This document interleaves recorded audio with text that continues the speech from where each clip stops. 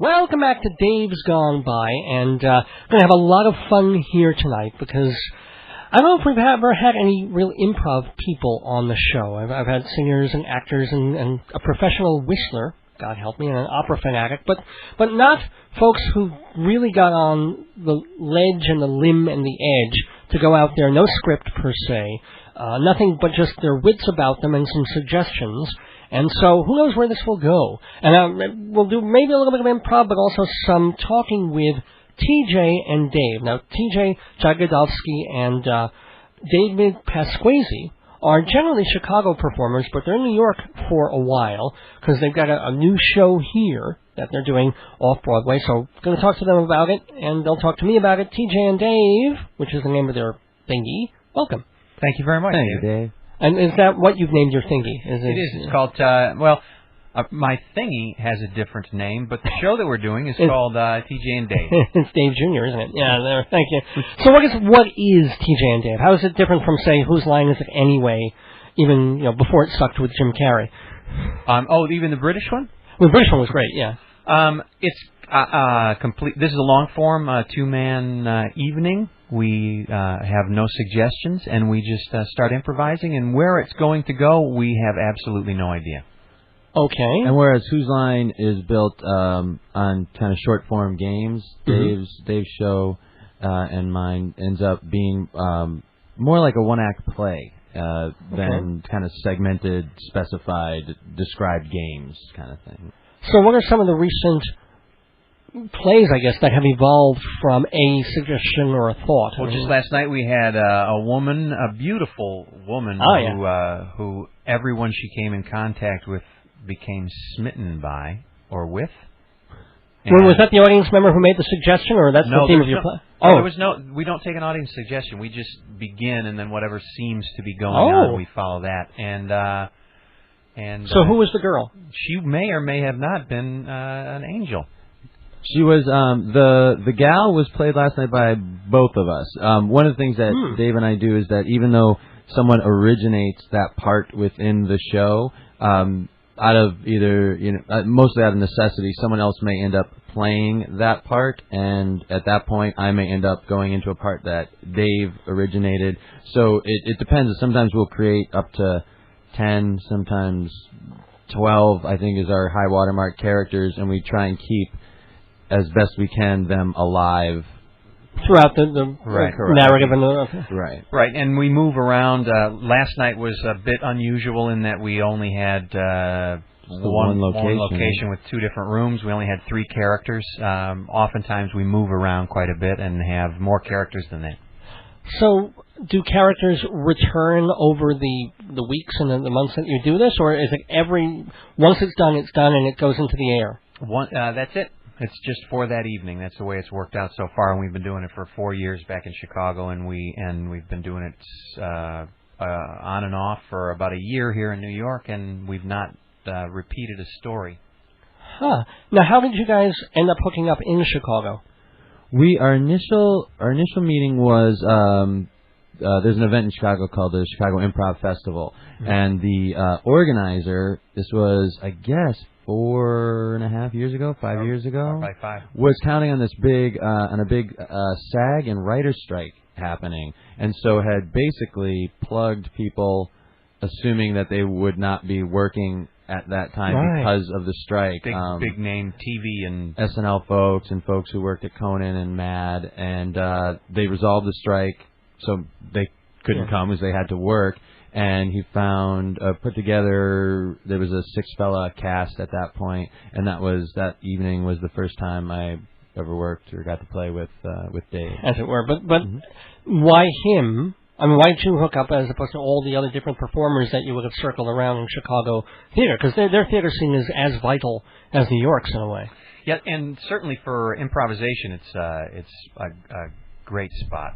I mean, we have a place in New York called Chicago City Limits. I mean, that's just how influential it's been in that scene. Right. So, I'm a little older than TJ and a lot of the guys. One of the things about Chicago is that once you do a certain amount of work there, people tend to leave and go on somewhere else because there's only a certain amount of things. There's no television or film work there. So when people want to. Well, there's Oprah, but Right.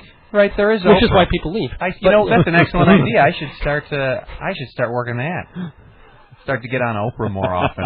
Yeah. Because I got problems. I got problems. Most of them. Yeah. I got plenty of stuff I can talk about. I think your problem is that you're not interested in fixing any of them. Oh, I guess that's it, right. And I hate that Phil guy. Dr. Phil. Yeah, I really hate that guy. Mr. Phil, who calls him that? My brother refuses to call him doctor. Well, if you guys, okay, why don't you guys banter a little more, and let's see where it goes. Or is that going to be weird doing that in this kind of situation? It would be, it's part of what, the aspect of what we do, it kind of relies on a bit of the being able to be seen as well, the physicality of it, and kind of inhabiting a space as well. But we're happy to talk about nonsense. That's a large aspect of our evening. Well, it's a good thing you're talking talk radio. That's 97%. Yeah. So, all right, talk nonsense to me. Beware the Jabberwock. Is there any particular topic you like to discuss? Because we're really we're equally well versed on everything. Are you really? Yes, equally well versed on everything. Let's see. Well, sex is the obvious one, so I want to keep my listenership. What the hell? Sex? Yeah, why You not? mean the act of sex or love making, as some people I don't hang around with refer to it as? Sure. Yeah, let's remember we are on regular radio, so we've got to keep it right. But it's also Sunday night. I actually remembered so that fisting is okay. mid-sentence. Yeah. That we were on regular radio. Fisting is okay. Oh, good. You know what? I'm going to go out on a limb. I'm going to say fisting isn't okay. Oh, no. Yeah. Because the mats are just... it's just... The elbow hurts, or... There's so many other ways I can disappoint. That I find I don't have to really stretch the envelope. In a metaphorical way of speaking. What about you, TJ? What are your thoughts on the sexual Congress? I usually check. Or the House of Representatives as well. As far as sex, the only thing I knew is I'd usually check the box that has the M next to it. Oh, the M, right? Gender. Yeah. Right. Mm-hmm. Is it? Oh, it's similar. Something other than that? It's like M or N for neuter. I'm a little... MF and N. Yeah, alrighty. Maybe we should go to another topic. Sure. All right, Amish milkman. Go! Well, he wasn't Amish. No, he wasn't. All right. No, he wasn't. And I had an interview. But my topic is Amish milkman. Okay, Amish milkman. All right. I guess it's safer to have an Amish milkman in an Amish community or an Amish grade school. Yeah. I guess so. Here was my idea. For people who are interested in lining up children and shooting them. Like me, yeah. And then shooting themselves, flip-flop it. Go ahead and shoot yourself first. Oh, I see. And then shoot the children. Yeah. All right. That's just. I'm gonna throw that out there to the people who are considering it. That's more like for a Polish milkman, actually. I think. It's like first I'll do this, and then I'll get the kids. I can do that. Yeah. Was that just a Polak joke? Oh, absolutely. Yes. As one, I think it was. Oh, I have Polish blood in me too. Sure. I'll tell you, it was. Totally was. Yeah, absolutely. All right. So I guess I'm just going to throw out topics and let you do your thing then. All right. I guess. Yeah, I mean, I don't want to misrepresent that this is necessary. We're happy to talk about anything at all, but usually the evening is that there's these relationships between these people, which I'm not sure that we'll be able to get into. Obviously not. Right, That's why I'm throwing out subjects. Great, excellent. Thank you. Thank you, Beck Lee, by the way, is the press agent who's responsible for bringing TJ and Dave to the neighborhood. Thank you so much, Beck. And we're literally back. driving us out here. Oh, yeah, actually, yes, yeah. And thank you so much for that, Beck. We will be back with more of TJ and Dave on the neighborhood right after this.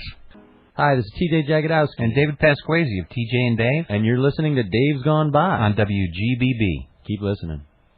Welcome back to Dave's Gone By, and we're in the neighborhood with Dave and TJ, or as they like to call themselves, TJ and Dave. Actually, some of us like to call us that. Most of us like to call us that. Half of us like to call us that. Well, when you're looking in a mirror, lengthwise, it's Dave and TJ, but if you're looking from one eye, it's TJ and Dave, or something like that. By the way, just remind everybody before we get rolling back into the nonsense, you're playing where, when, what? We're at the Barrow Street Theater. Yep, which is basically 7th and Bleecker. The first week of every month, we're down there for Thursday through Sunday. Shows at on Thursday through Sunday it goes 10, 11, 11, 10. 10 p.m., 11 p.m., 11 p.m. So it's all kind of late night stuff. Right, and you can find that all on barrowstreettheater.com. And theater spelled with a R-E. So Barrow Street Theatre. Yes. .com. So let's talk a little bit about the theater. What were like the first shows that you guys ever saw of live performance? Oh, I remember I'm not. Well, I guess it would have been live performance. It was Live New Girls at the Showtime. With my dad on my dad's lap. Well, you were on your dad's lap for a while, and then he asked me to leave for some reason. Yeah, I don't know. I think one of the first ones was with school. I went and saw Glass Menagerie in the Round. Yeah. But one of the most influential ones, there was two of them. They were both at the Wisdom Bridge Theater in Chicago, which is now defunct. But they did The Belly and the Beast with William Peterson, which was phenomenal. And then Hamlet, they did also this tremendous Hamlet with Aidan Quinn and Del Close was in it. Good heavens. And what about you? I didn't see much straight this theater is TJ talking. You saw a lot of gay theater, basically. Almost exclusively, and that pretty much turned me off of theater, so I went into improvising. Speaking of, sorry. And then I did see Second City, and that was... Was that a revelation at that point? Yeah, well, just that was kind of available and an option, and I got involved in some workshops, and then I really got hooked. I'd never been on stage myself until I was out of college. Huh. And was it a dare, or for me. Yeah, or did you really, that first time you got on stage, you were prepared to, like, what was the situation for both of you? I was in a class. Oh. I went to class with my brother who was in law school at the time and just wanted to take improv classes, and at my mom's insistence, I went with him. Okay. And then you ended up being the one getting hooked. Right. And I read this book by Jeff Sweet called Something Wonderful Right Away. Jeff's been on the show. He's a great guy. Real cool dude. And that had a huge influence on me as well. And I find, my teacher at the time was mentioned in the book, and it was, I'd never realized that was a possibility for somebody to spend their time doing. And what about you, TJ? The first theater show that hit me was going to see Second City, and it did feel it was revelation-ish. Revelationary. It was a revelationary. Epiphanesque-ish. Yeah. Epiphanesque. I knew Mr. Epiphanesque. He was the poet? He was the landlord, yeah. Oh, just passed. Beautiful, beautiful service, though. It did feel like, well, man, if I don't try and do this for a living, I don't know if I'd ever actually be happy. And I'd never studied theater and hadn't done any acting and never been hired to do anything before Second City allowed me to tour with one of their touring companies. Now, are you guys both making a living doing, maybe not a great living, but a living doing what you do? Yeah. I mean, cool. Neither of us have other jobs. Nice. Mm-hmm. Yeah, between like the theater stuff and then commercial work here and there. That takes care of the life. Improvisation, for those of the youngsters out there considering it for an income source, that's ridiculous. Right. But you subsidize through... Right, through grants. I often just write letters to the phone company and I say, they realize that they support the arts, and I ask them to just, I also called Bono and asked him to have the bank, forgive my debt. Did it work? Not so much. Not so much. The bank said apparently it's easier to talk someone out of trillions of dollars than just a couple $100,000. Yeah, unfortunately. Back to the nonsense. Let's see. Let's have some more nonsense topics. All right. Also trying to get you guys going into some sort of thing here. Food. Any favorite foods for you guys? I love the Italian food. I just like as opposed to the Italian food. The Thai. Yeah, I love Thai food. I like it. I like it a lot. And you know what, man? This New York City, they got some restaurants here. Mm-hmm. Wow. And really, it's tremendous. It's hard to find a bad meal. I mean, I try. Try harder. You can. Yes. TJ, you want to jump in here? You're doing silence. You're doing mime, which is a big problem on the radio. This is, yeah, I'd like to think it gets across in its own way. If you listen carefully enough, you can hear my shoulders and hand motions. Stop that hand motion right now. I was just telling Dave in the ride out here, I hadn't tried them before our last visit here. I'm crazy about the wasabi peas.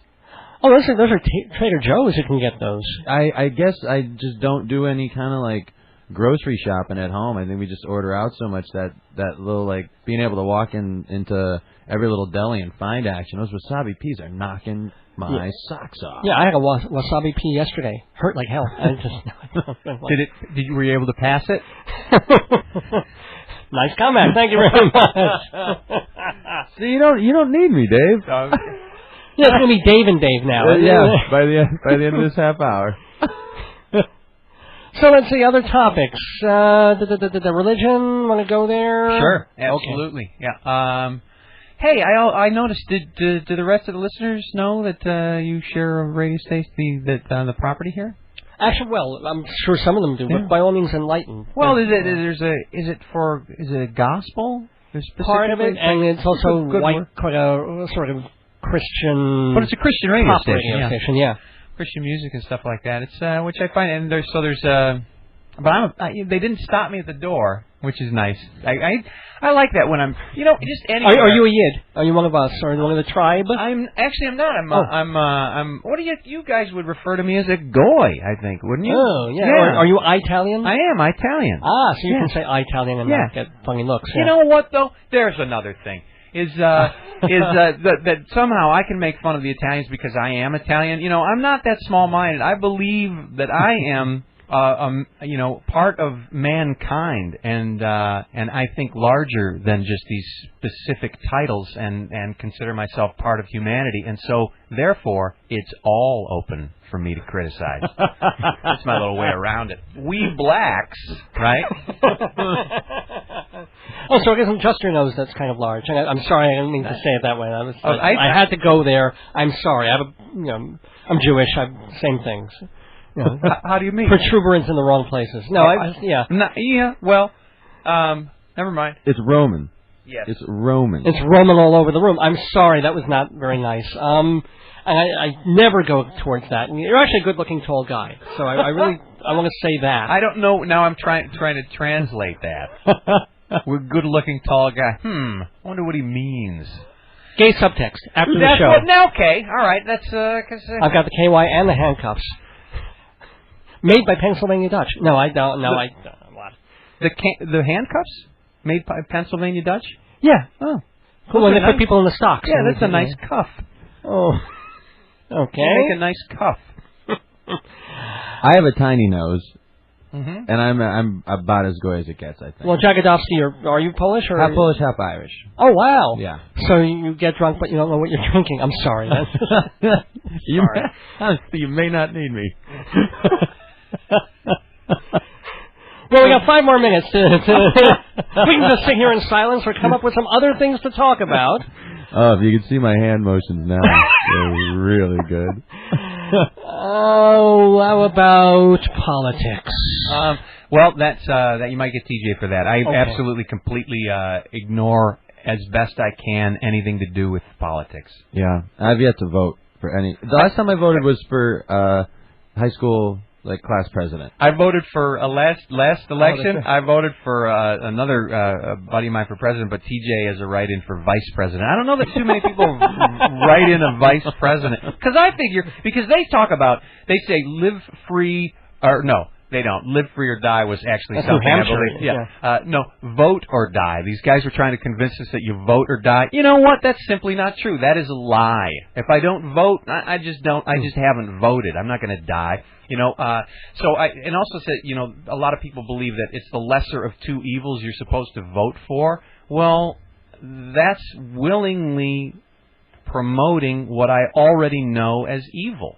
Why would I do that? Why would I, with my eyes open, vote for one evil over it's evil. Evil is evil. Well, if we get into a serious conversation, there's evil and then there's evil. All right. With Bush and anybody else. Regardless, but it's the lesser of two evils. A lot of people would agree with me that when you're making a vote between the two-party system, that it's the lesser of two evils that you're voting for, which, by definition, is evil. So why would I vote for evil? I'm not going to do it, so I vote for my buddies.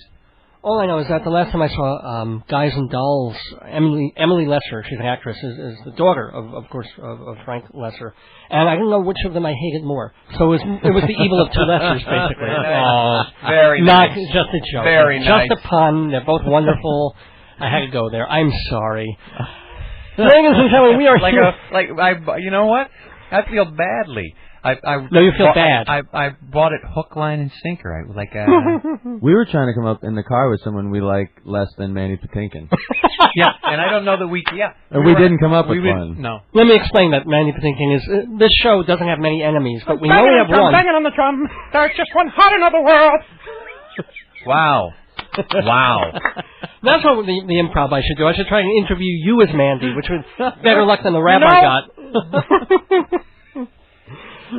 So, Mandy, how do you like working on this TV show that you're on, the murder show? That was the spitting sound. Oh, yeah. Yeah. Well...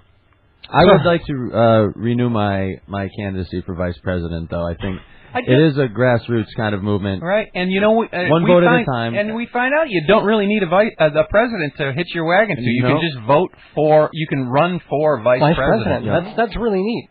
That's one vote at a time, and this time I'd like more than one vote. Yeah, well, you got the one. Yeah. And what party would be right to death, perhaps, or the... I would the preference for death party. Yeah, I like that. Yeah. Working, non-working families. Yeah, we're in your show business. We pledge to thin the herd. The AMA is lobbying hard against them. I'll tell you that. By the way, how long is TJ and Dave running at the Barrow Street Theater? The first week of each month till the end of time. Oh, so it's an open run. It's an open run. Yep. Knock wood. So have the crowd's been good. Our next shows available will be the November shows, which are the second to the 5th.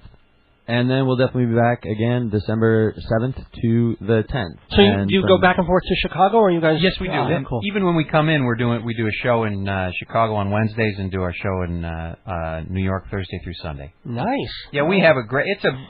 It's difficult to explain, but it's the folks who come seem to enjoy it and also have a difficult time explaining it. Kind of like people who visit my house, but ladies and gentlemen, I want to thank TJ Jagodowski and David Pasquesi or Pasquesi? Pasquesi. Nicely done. For joining me in the neighborhood. Please go see TJ and Dave doing their thing at the Barrow Street Theater in New York and find out more about it at their website, barrowstreettheater.org or .com, and that's theater with an R-E. Guys, any last thoughts about any subject in the world that you want to talk about?